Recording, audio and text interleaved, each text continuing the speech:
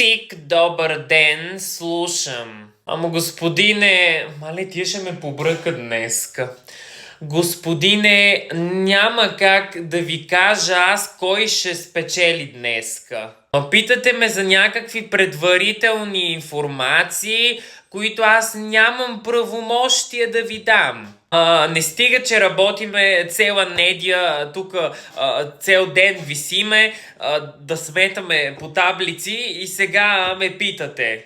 Как да ви отговоря на този въпрос? Цел ден едно и също ми се задава.